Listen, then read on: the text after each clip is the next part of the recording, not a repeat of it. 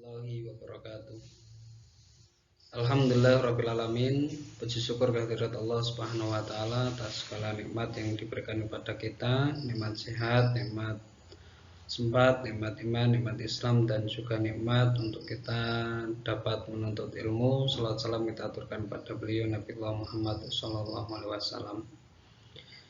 Yang kami hormati Bapak Nuruddin Usman selaku dosen pengampu mata kuliah metodologi Al-Quran dan Hadis, dan rekan-rekan yang berbahagia, izinkan saya untuk menyampaikan materi tentang manajemen dalam perspektif Al-Quran dan Hadis.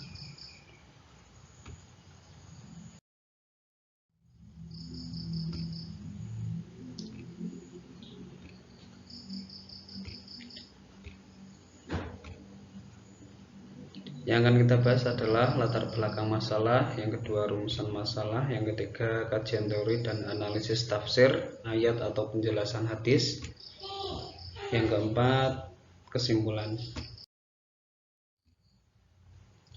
Rumusan masalah yang akan kita bahas, yang pertama, apa pengertian dari manajemen dalam perspektif Islam. Yang kedua, apa saja komponen dalam manajemen.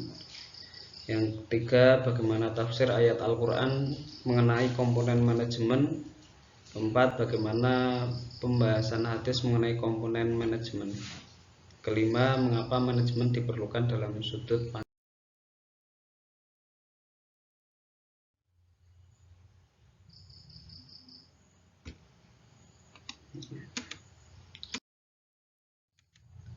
Pada dasarnya manajemen sudah ada sejak manusia itu ada. Manajemen sebetulnya sama usianya dengan kehidupan manusia. Pada ajaran Islam yang tertuang dalam Al-Quran dan Hadis mengajarkan tentang kehidupan yang serba terarah dan teratur, merupakan contoh konkret adanya manajemen yang mengarah kepada keteraturan, seperti keteraturan puasa, haji, dan amaliyah lainnya, merupakan pelaksanaan manajemen yang monumental. Manusia dikenal sebagai makhluk sosial, sehingga eksistensinya dipengaruhi oleh interaksi dengan manusia lain. Di dalam berinteraksi antar individu hingga yang lebih luas, mustahil tanpa adanya kiat-kiat atau manajemen. Sudah menjadi kepastian bahwa Al-Quran dan Hadis menjadi referensi dan pandangan hidup dalam aspek kehidupan umat Islam seperti manajemen.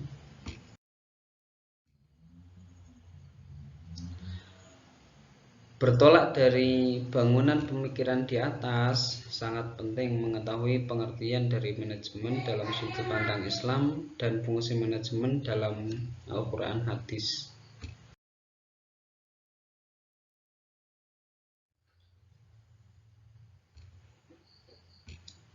Yang kedua, kajian pengertian manajemen. Dalam Webster News Collegiate Dictionary disebutkan bahwa manajemen berasal dari kata to manage, berasal dari bahasa Italia, managio dari kata manageri yang diambil dari bahasa Latin dari kata manus yang berarti tangan, dan engere yang berarti melakukan.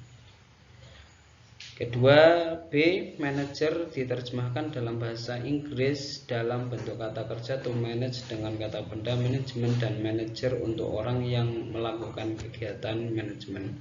Kata manage dalam kamus tersebut diberi arti yang pertama, to direct and control, membimbing dan mengawasi. Dua, to treat with care, memperlakukan dengan seksama. Tiga, to carry on business or affair, mengurus perniagaan atau urusan atau persoalan. Empat, to achieve one's purpose, mencapai tujuan tertentu. Yang D, istilah manajemen sebenarnya mengacu pada proses pelaksanaan aktivitas yang diselesaikan secara efisien dengan dan melalui pendayagunaan orang lain. E, Maksudnya, manajemen sebagai suatu proses yang jelas terdiri dari tindakan-tindakan perencanaan, pengorganisasian, pelaksanaan, dan pengendalian yang dilaksanakan untuk menentukan serta melaksanakan sasaran atau tujuan yang telah ditentukan dengan menggunakan sumber daya dan sumber-sumber lainnya.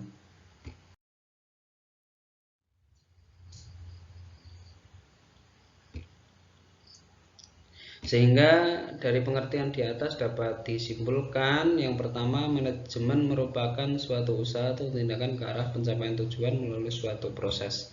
Yang kedua, manajemen merupakan suatu sistem kerjasama dengan pembagian peran yang jelas. Yang ketiga, manajemen melibatkan secara optimal kontribusi orang-orang, dana, fisik, dan sumber-sumber lainnya secara efektif dan kajian teori. Yang kedua, manajemen dalam sudut pandang. Dalam sudut pandang Islam, manajemen diistilahkan dengan menggunakan kata al-tadbir, pengaturan. Merupakan derivasi dari kata dabaro, mengatur, yang banyak terdapat dalam Al-Quran seperti firman Allah SWT, yudabbirul amra minas sama ilal ardi summa ya'ruju ilaihi fi yaumika namiktaruhu alfasanatim mimma ta'udun.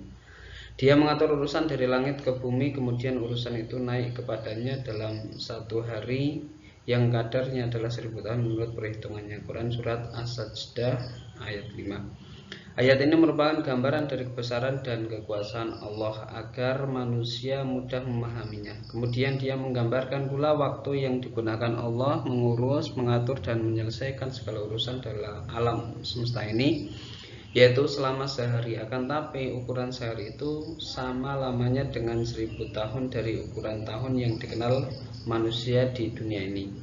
Dalam ayat yang lain digunakan perkataan ribuan itu untuk menerangkan lamanya waktu yang dibutuhkan. Seandainya manusia ingin naik menghadap Allah, sekalipun para malaikat hanya perlu sehari saja.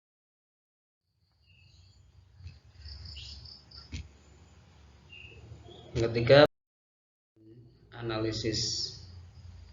4 komponen manajemen. Yang pertama adalah planning, perencanaan, organizing, pengorganisasian, actuating, pelaksanaan, controlling, pengawasan.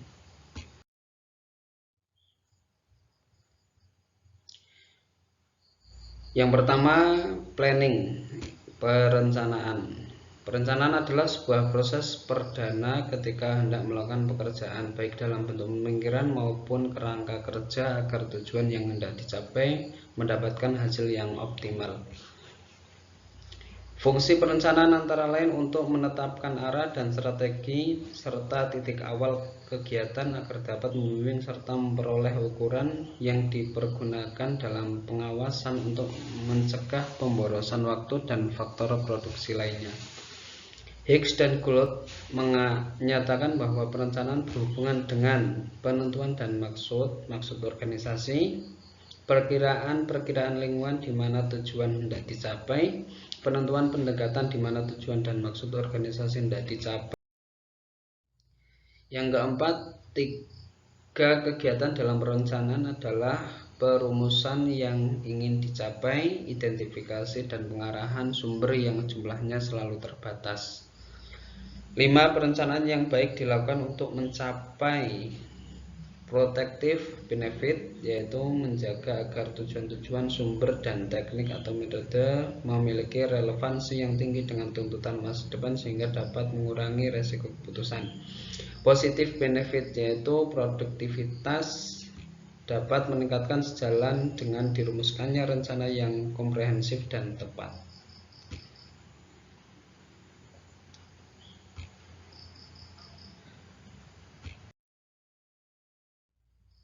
Konsep planning dalam ayat Al-Quran dan hadis. Konsep perencanaan yang tertuang dalam Al-Quran dan hadis. Yang pertama, surat Al-Hasr ayat 18 yang artinya, hai orang-orang yang beriman, bertakwalah kepada Allah dan hendaklah setiap diri memperhatikan apa yang telah diperbuatnya untuk hari esok akhirat. Dan bertakwalah kepada Allah, sesungguhnya Allah Maha mengetahui apa yang kamu kerjakan. Dalam surat Al-Hasyr menerangkan pada orang-orang yang beriman diperintahkan agar bertakwa kepada Allah dengan melaksanakan perintah-perintah dan menjauhi larangan-larangannya. Termasuk melaksanakan perintah Allah ialah memurnikan ketaatan dan menundukkan diri hanya kepadanya. Tidak ada sedikit pun unsur syirik di dalamnya, melaksanakan ibadah-ibadah yang diwajibkan dan mengadakan hubungan baik. Dalam Al-Quran, ungkapan kata takwa mempunyai beberapa arti. Di antaranya, pertama, melaksanakan perintah Allah dan menjauhi larangannya, sebagaimana yang disebutkan dalam Al-Quran dan diajarkan Rasulullah SAW, seperti contoh ayat di atas. Kedua, takut melanggar perintah Allah dan memelihara diri dari perbuatan maksiat. Orang yang bertakwa kepada Allah hendaklah selalu memperhatikan dan meneliti apa yang akan dikerjakan.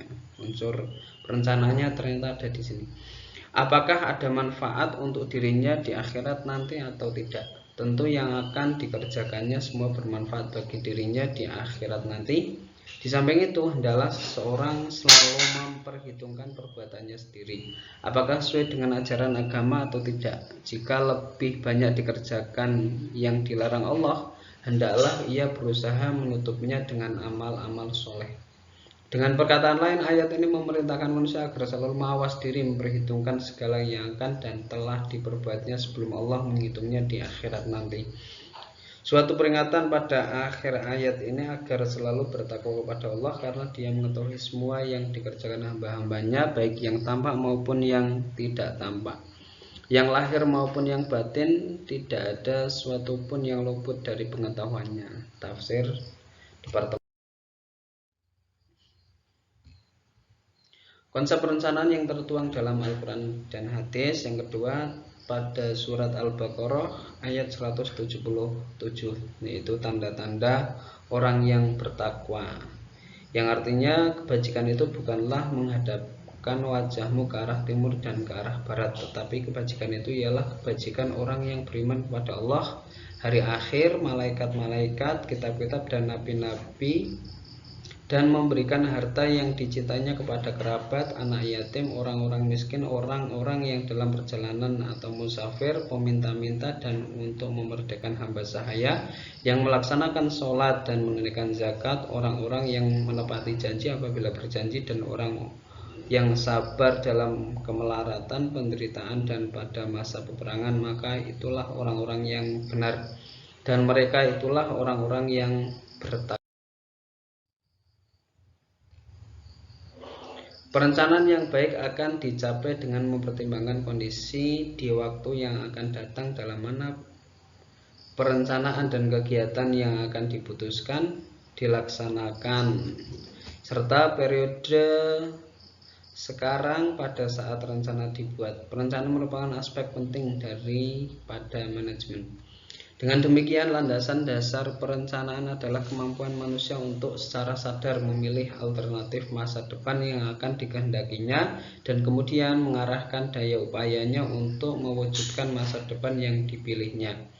Dalam hal ini, manajemen yang akan diterapkan seperti apa, sehingga dengan dasar itulah maka suatu rencana akan terrealisasikan dengan baik. Adapun kegunaan perencanaan adalah sebagai berikut. Yang pertama, karena perencanaan meliputi usaha untuk memetakan tujuan atau memformulasikan tujuan yang dipilih untuk dicapai, maka perencanaan haruslah bisa membedakan poin pertama yang akan dilaksanakan terlebih dahulu. Yang kedua, dengan adanya perencanaan maka memungkinkan kita mengetahui tujuan-tujuan yang akan dicapai. Tiga, dapat memudahkan kegiatan untuk mengidentifikasikan hambatan-hambatan yang akan mungkin timbul dalam usaha mencapai tujuan. Contoh perencanaan yang diajarkan Rasulullah SAW, yaitu peristiwa Kholwat. Suatu contoh perencanaan yang gemilang dan terasa sampai sekarang adalah peristiwa Kholwat dari Rasulullah SAW. Yang kedua, pada konsep pendidikan Islam mempunyai kedudukan yang tinggi. Ini dibuktikan dengan wahyu pertama di atas yang disampaikan Rasulullah SAW bagi pendidikan. Beliau menyatakan bahwa pendidikan atau menuntut ilmu itu wajib bagi setiap orang, laki-laki dan perempuan. Yang ketiga, Sulhul Hudaybiyah. Dari perjanjian tersebut terkesan Rasulullah SAW kalah dalam berdiplomasi dan terpaksa menyetujui beberapa hal yang berpihak kepada kafir. Yang kedua, pengorganisasian, organizing. Setelah mendapat kepastian tentang tujuan, sumber daya, dan teknik metode yang digunakan untuk mencapai tujuan lebih lanjut, manajer melakukan upaya pengorganisasian agar rencana tersebut dapat dikerjakan secara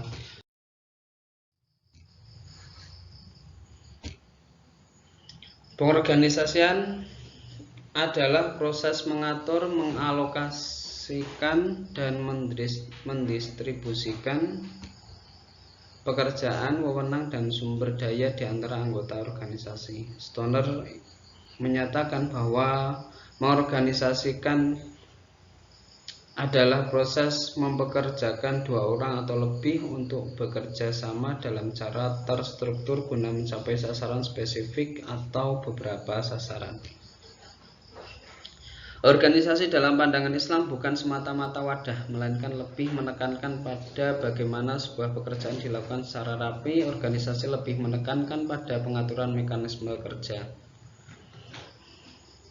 Dalam sistem kerjasama ini diadakan pembagian untuk menetapkan bidang-bidang atau fungsi-fungsi yang termasuk ruang lingkup kegiatan yang akan diselenggarakan. Sistem ini harus senantiasa mempunyai karakteristik antara lain ada komunikasi antara orang yang bekerja sama. Individu dalam organisasi tersebut mempunyai kemampuan untuk bekerja sama. Kerjasama itu ditunjukkan untuk mencapai konsep organizing dalam ayat Al-Quran dan hadis. Konsep organizing yang tertuang dalam Al-Quran dan Al-Hadis. Surat Al-Imran ayat 103 yang artinya, dan berpeganglah kamu semuanya kepada tali agama Allah dan janganlah kamu bercerai-berai. Dan ingatlah akan nikmat Allah kepadamu ketika kamu dahulu masa jahiliyah bermusuh-musuhan, maka Allah mempersatukan hatimu lalu menjadikan kamu karena nikmat Allah orang-orang yang bersaudara, dan kamu telah berada di tepi jurang neraka lalu Allah menyelamatkan kamu daripadanya. Demikianlah Allah menerangkan ayat-ayatnya kepadamu agar kamu mendapat petunjuk. Allah memerintahkan kepada mereka untuk menetapi jamaah atau kesatuan dan melarang mereka bercerai-berai. Konsep organizing yang tertuang dalam Al-Quran dan hadis. Yang kedua, dari hadis Nabi dalam kitab Sahih Muslim melalui hadis Suhail ibnu Abu Saleh dari ayahnya dari Abu Hurairah bahwa Rasulullah SAW pernah bersabda, sesungguhnya Allah ridho kepada kalian dalam 3 perkara dan murka kepada kalian dalam 3 perkara. Allah ridho kepada kalian bila kalian menyembahnya dan kalian tidak mempersekutukannya dengan sesuatu pun. Bila kamu sekalian berpegang teguh kepada tali Allah dan tidak bercerai-berai, dan bila kalian saling menasehati dengan orang yang dikuasakan oleh Allah untuk mengurus perkara kalian, dan Allah murka kepada kalian dalam 3 perkara, yaitu kil dan kol, banyak bicara atau berdebat, banyak bertanya dan menyanyiakan, menghambur-hamburkan. Bila mana mereka hidup dalam persatuan dan kesatuan, niscaya terjaminlah mereka dari kekeliruan seperti yang disebutkan oleh banyak hadis mengenai hal tersebut. Sangat dikhawatirkan bila mereka bercerai-berai dan bertentangan. Hal ini ternyata menimpa umat ini, sehingga bercerai-berailah mereka menjadi 73 golongan. Di antaranya terdapat suatu golongan yang selamat masuk surga dan diselamatkan dari siksa neraka. Mereka adalah orang-orang yang mengikuti jejak yang telah dilakukan oleh Nabi SAW dan para sahabatnya. Ayat selanjutnya yang membahas tentang organizing yaitu Al-Anfal ayat 46. Dalam ayat ini Allah memerintahkan kepada kaum muslimin agar tetap menaati Allah dan Rasul-Nya, terutama dalam peperangan. Ketaatan kepada Rasul dengan pengertian bahwa beliau harus dipandang sebagai komandan tertinggi dalam peperangan yang akan melaksanakan perintah Allah dengan ucapan dan perbuatan. Ketaatan kepada Rasul dalam arti taat kepada perintahnya dan siasatnya menjadi syarat mutlak untuk mencapai kemenangan. Allah memerintahkan pula agar jangan ada perselisihan di antara sesama tentara, karena perselisihan itu membawa kelemahan dan akan menjurus kepada kehancuran sehingga akhirnya dikalahkan oleh musuh. Contoh konsep organizing pada perang Uhud, Nabi Shallallahu Alaihi Wasallam mengatur strategi peperangan, di antaranya strategi memanah. Pada saat perang berkecamuk, awalnya musuh menderita kekalahan, sehingga musuh membalas. Musuh mengambil kesempatan dan menyerang angkatan perang Muslim dari arah bukit, sehingga akhirnya banyak dari kaum Muslim yang mati syahid dan bahkan Nabi Shallallahu Alaihi Wasallam mengalami luka yang sangat. Yang ketiga, pelaksanaan actuating. Pelaksanaan kerja merupakan aspek terpenting dalam fungsi manajemen karena merupakan pengupayaan berbagai jenis tindakan itu sendiri, agar semua anggota kelompok mulai dari tingkat teratas sampai terbawah berusaha mencapai sasaran organisasi sesuai dengan rencana yang ditetapkan semula dengan cara yang baik dan benar.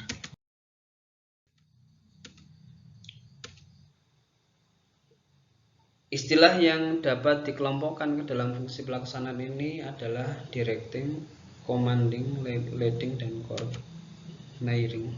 Merupakan pengupayaan berbagai jenis tindakan itu sendiri, agar semua anggota kelompok mulai dari tingkat-tingkat teratas sampai terbawah berusaha mencapai sasaran organisasi sesuai rencana yang telah ditetapkan semula dengan cara terbaik dan benar. Proses ini juga memberikan motivasi untuk memberikan penggerakan dan kesadaran terhadap dasar daripada pekerjaan yang mereka lakukan, yaitu menuju tujuan yang ingin dicapai, disertai memberikan motivasi-motivasi baru, bimbingan atau pengarahan, sehingga mereka bisa menyadari dan timbul kemauan untuk bekerja dengan tekun dan baik. Menurut Hadari Nawawi, bimbingan berarti memelihara, menjaga, dan menunjukkan organisasi melalui setiap personal, baik secara struktural maupun fungsional, agar setiap kegiatan tidak terlepas dari usaha. Konsep actuating dalam ayat Al-Quran dan hadis.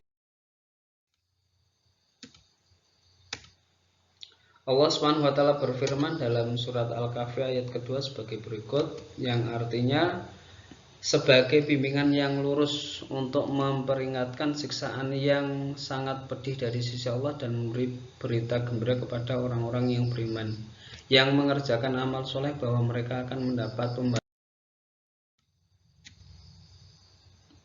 Suatu contoh pelaksanaan dan fungsi manajemen dapat ditemukan pada suatu contoh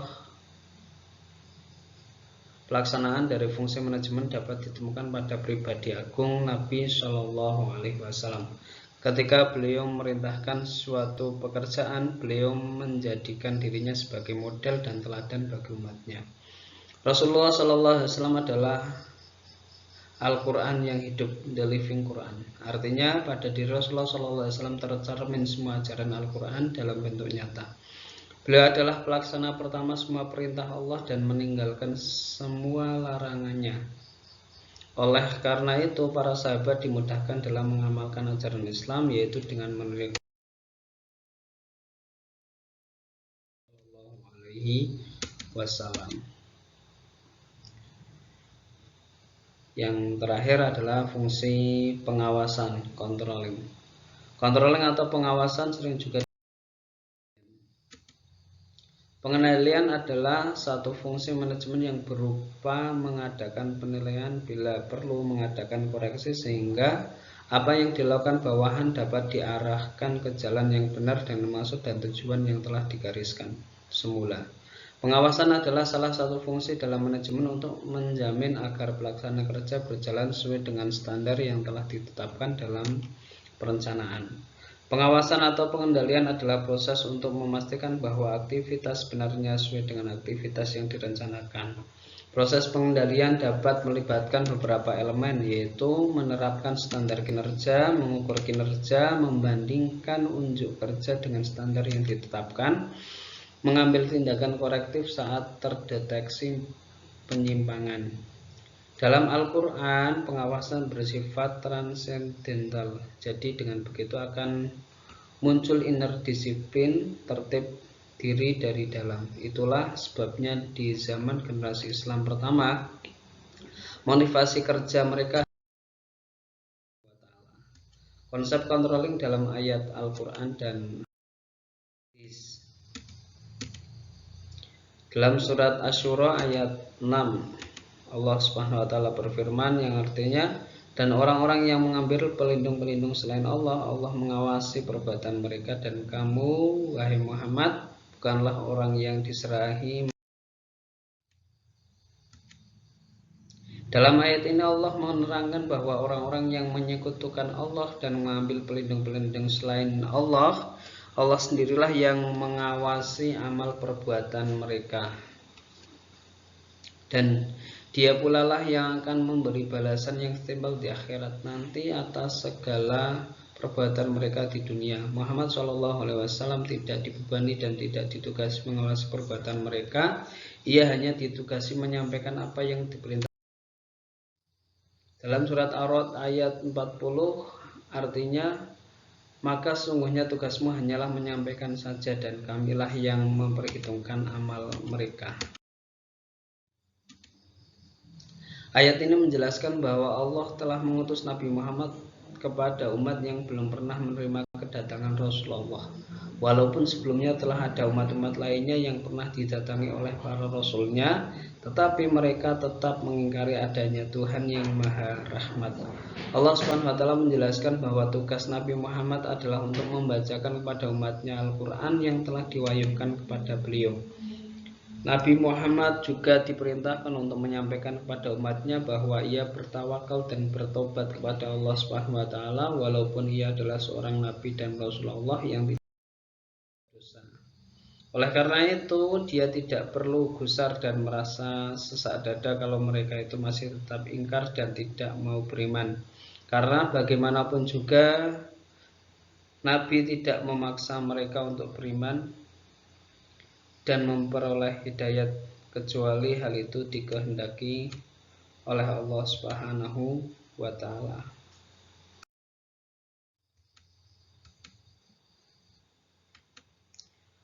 Dalam sebuah hadis diterangkan, dan telah menceritakan kepada kami, Muhammad bin Rafi' telah menceritakan kepada kami, Ibnu Abu Fudaik telah mengabarkan kepada kami, Adl Dahak dari Makhromah bin Sulaiman dari Quraib Maula Ibnu Abbas dari Ibnu Abbas, ia berkata bahwa suatu malam saya nginap di rumah bibiku Maimunah binti Al-Haris. Saya berkata kepadanya, jika Rasulullah SAW bangun malam maka bangunkanlah aku.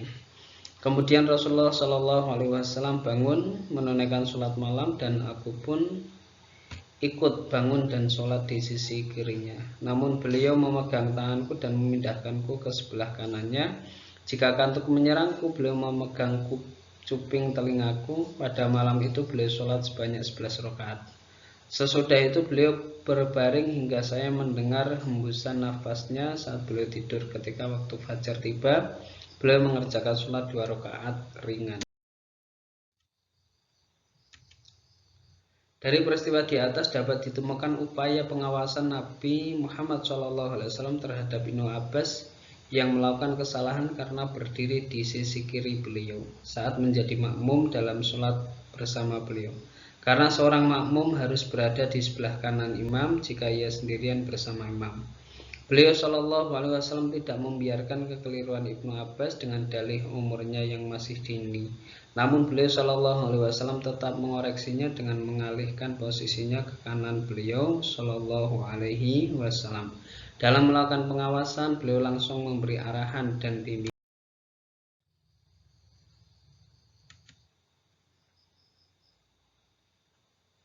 Kesimpulan dari apa yang kami sampaikan, yang pertama, Allah Subhanahu wa taala telah memberi akar pada manusia untuk berpikir. Segala sesuatu yang ada di dunia merupakan ayat kauniyah yang menimbulkan penyadaran bagi manusia yang mau berpikir.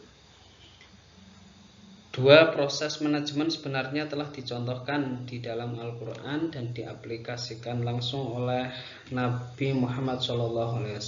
Memang Al-Quran dan hadis Nabi tidak menyebutkan hal yang berhubungan dengan manajemen secara rinci, tetapi bagaimana kita menggali dan menafsirkannya, karena sungguhnya manajemen telah ada dan tercantum dalam Al-Quran dan hadis sebagai sumber pokok ajaran Islam, seperti fungsi-fungsi manajemen, perencanaan, pengorganisasian, pelaksanaan, dan pengawasan.